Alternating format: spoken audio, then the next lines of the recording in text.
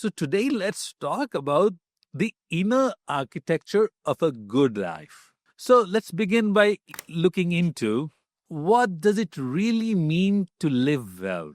Not to just function, not to just succeed, but to wake up and feel a quiet harmony between your inner and outer life. To build something that truly lasts. Not in stone, I'm not saying build buildings, but in spirit. We often talk about designing our external lives, external world, our homes, our career, our lifestyle, even our bodies. But very few are taught how to design the inner world that we live in one breath at a time.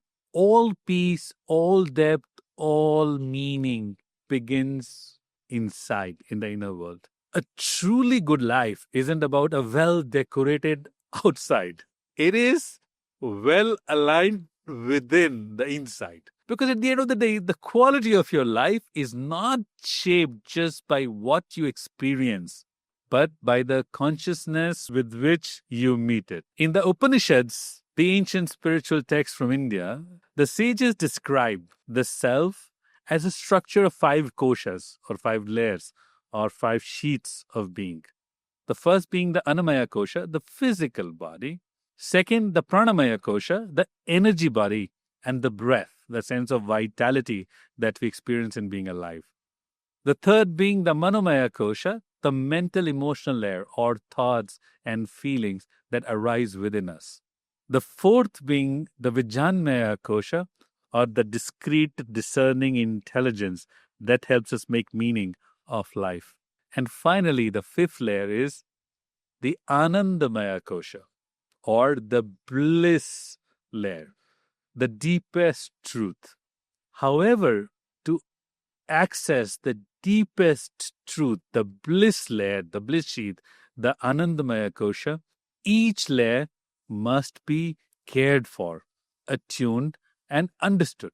Just like architecture, your inner world has form, flow, and foundation. A good life is not built by accident. It is crafted from the inside out, from the innermost truth, values, and beliefs to expression, and creating a life in which you carefully curate what you bring in. In my own life, I have lived across continents, from Delhi to Berlin, from Tibet to Houston, from Sydney to Mithora. But, one thing that has really kept me grounded is this: carrying my center with me. Regardless of where I wake up, I return to the breath, return to the present moment, and I return to simple rituals: a silent morning, a warm tea, a moment of journaling, an evening candle, a walk, whatever feels right in the moment to feel nurtured. It's not so much to me about the size of the ritual, but it's about what's my intent behind it. Modern neuroscience also affirms what sages always knew. Inner practices truly, literally, physically change the brain. Mindfulness, meditation, and breath-based rituals activate the prefrontal cortex and the parasympathetic nervous system, regulating stress, improving focus, and fostering emotional clarity. Awe-inducing experiences like stargazing or contemplative music, they activate the brain's what we call the default mode network. Or in other words, your daily rituals equals to your brain architecture. Like literally, it's what you do every day that is physically shaping your brain. And your brain architecture directly equals to your quality of life. And by brain here, I don't mean the physical brain only, but intelligence of every organ in the body. See, you don't need massive transformation or enlightenment. You need consistency. Just as building rests on strong foundations, your life rests on the quality of your inner moments, the silence. So I often remind people, don't wait for life to become wholesome by accident or by magic. Make it wholesome. minute by minute. Because wholesome minutes become wholesome hours. Wholesome hours become a wholesome days. And wholesome days become a wholesome life, lived one breath at a time. I once heard a Buddhist monk in Thailand say, a happy life is made up of happy minutes, not philosophies, just simply minutes. That teaching really has stayed with me since then. Because we don't become peaceful by reading more books or watching YouTube videos. We become peaceful by returning to the breath, to the here and now, to the present moment awareness. So, here's a simple practice I share in my retreats and also in my personal work. I call it the mindful pause. Maybe let me share with you a really short version of it. Gently bring your attention to your breath.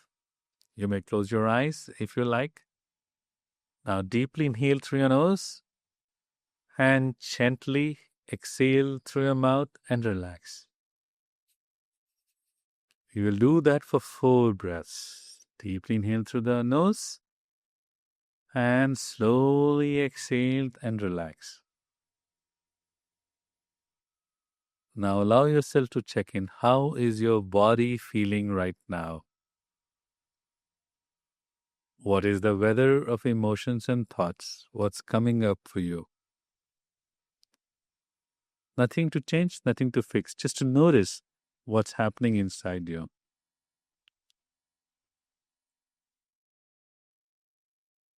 Now gently bring your attention back to your breath, expressing to yourself, I am here, I am now, I am safe. I am here, I am in the now, I am safe. Now with that feeling of safety,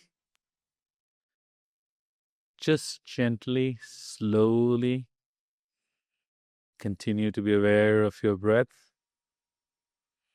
If your mind wanders, just bring it back to your breath, noticing the presence, the peace, the safety of the breath. Deeply inhale through your nose and gently exhale through your mouth and relax.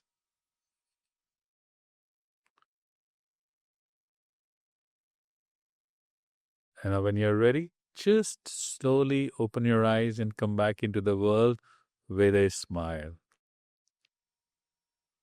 How do you feel? This was about 45 seconds. This tiny ritual, if you do it the way it is designed for 3 minutes, it has profound effects.